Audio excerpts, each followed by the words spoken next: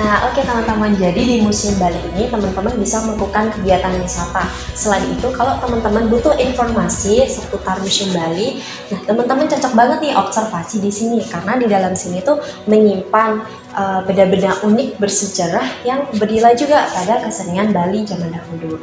Terus kemudian di sini juga teman-teman bisa foto private, tapi jangan lupa ada pasangannya ya. Terus kemudian kalau di Museum Bali ini dibagi menjadi 4 bagian. Yang pertama itu ada Gedung Timur, yang kedua ada Gedung Karangasem, kemudian Gedung Buleleng, dan yang terakhir Gedung Tabanan. Yuk kita ke gedungnya masing-masing. Oke teman-teman, kita berada di gedung pertama dari Museum Bali, namanya Gedung Timur. Jadi Gedung Timur ini terbagi menjadi 2 bagian, ada lantai 1 dan 2. Untuk keseluruhannya, gedung ini menyimpan benda-benda bersejarah, misalnya kayak sarkofagus, kemudian kapak yang berbentuk lonjong, terus dapat juga beberapa ukiran patung. Terus juga di dalam itu ada alat yang digunakan manusia zaman purba untuk bercocok tanam. Selain itu di sini juga menyimpan kayak semisal radio, telepon yang digunakan manusia zaman purba untuk berkomunikasi. Oke, next kita ke gedung selanjutnya.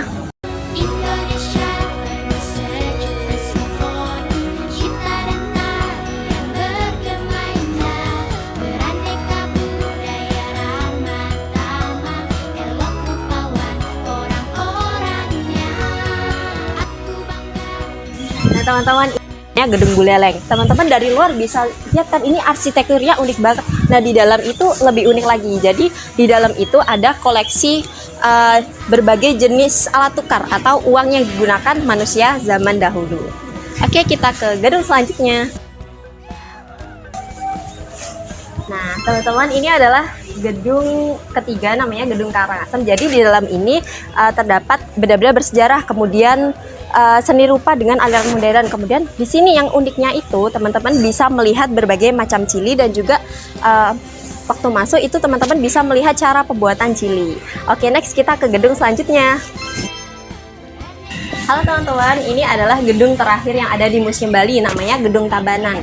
Nah, teman-teman ketika langsung jalan ke sini tuh udah disambut sama patung-patung yang unik dari mitologi Bali. Contohnya itu ada patung Lea, kemudian ada juga patung Celuluk dan patung-patung mitologi Bali lainnya. Selain itu di Museum Tabanan ini di dalamnya juga menyimpan berbagai macam keris yang teman-teman bisa baca juga nama-namanya.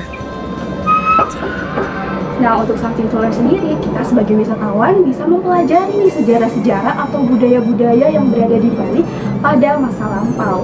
Nah, di Museum Bali tersebut juga terdapat gedung-gedung nih atau ruangan-ruangan, yaitu ada Gedung Timur, Gedung Tabanan, Karangasem, dan juga Buleleng. Masing-masing gedung tersebut juga memiliki daya tariknya masing-masing. Nah, untuk something to share sendiri, kita sebagai wisatawan yang berkunjung ke Museum Bali juga bisa mempelajari dan juga meng-share pengalaman-pengalaman yang sudah kita dapatkan dari kita berkunjung ke sini, yaitu dengan cara mulut ke mulut atau juga meng-share-nya ke sosial media agar orang-orang juga bisa mengetahui nih kalau Museum Bali ini juga merupakan museum yang bersejarah dan juga banyak diminati oleh wisatawan yang berkunjung. Nah, untuk something to buy yang berada di Museum Bali tersebut ternyata masih belum ada nih, karena esensinya masih belum masuk ke something to buy. Tetapi banyaknya tadi yang sudah saya lihat ternyata ada penjual-penjual nih atau penjual-jual luar yang masuk ke dalam Museum Bali dengan menawarkan kipas dan juga suling kepada para wisatawan yang datang. Dari segi accommodation ditemukan bahwa di Museum Bali tidak memiliki akomodasi atau tempat tinggal yang dapat ditinggali wisatawan. Mengingat tempat ini merupakan tempat edukasi dan tempat bersejarah.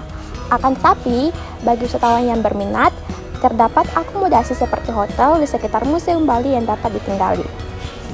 Museum Bali ini terdapat fasilitas-fasilitas pendukung, diantaranya ada area parkir di depan, sebelah utara, dan juga di bagian belakang museum ini Kemudian ada fasilitas pendukung lainnya seperti office area, perpustakaan, lab konservasi, kantin, balai-balai, tempat sampah, toilet, dan juga terdapat loket yang berada di sebelah kanan setelah kita masuk dari gerbang utama.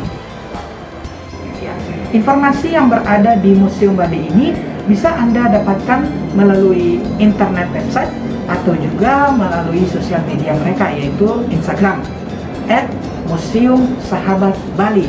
Dan juga Anda bisa mengetahui tentang peninggalan sejarah yang berada di dalam gedung ini bisa juga melalui scan QR code. Nah, untuk info lebih lanjutnya bisa Anda datang langsung ke sini. Beralamat di Jalan Mayur Wisnu di Daupuri Club Denpasar, Bali. Terkait dengan ancillary, Museum Bali sendiri dikelola oleh UPTD Museum Bali yang berada di bawah kewenangan Dinas Kebudayaan Provinsi Bali. Namun, terkait dengan pendanaan untuk melakukan konservasi serta perawatan diberikan oleh Kementerian Pendidikan, Kebudayaan, Riset, dan juga Teknologi. Baik, kesimpulan yang bisa kita dapatkan bahwa kami selaku akademisi pariwisata sangat mengapresiasi mengenai keberadaan dari Museum Bali ini. Karena ternyata Museum Bali ini masih sangat terjaga dan terawat. Lantas, bagaimana untuk menjaga eksistensinya? Yang pertama yaitu mulai dari kita generasi muda untuk menumbuhkan rasa keingintahuan dan rasa kecintaan terhadap sejarah budaya Bali. Yang kedua, yaitu kita bisa memanfaatkan teknologi digitalisasi untuk keberlangsungan promosi dari Museum Bali. Om Swastiastu. Selamat siang Bapak. Sebelumnya Bapak bisa memperkenalkan diri? Nama saya Pak Eno, Kepala Seksi Edukasi dan Preparasi UPTD Museum Bali. Iya baik. Sekarang kami dari salah satu kelompok perwakilan Udayana ingin mewawancara Bapak sedikit seputar informasi tentang pengelolaan di Museum Bali ini.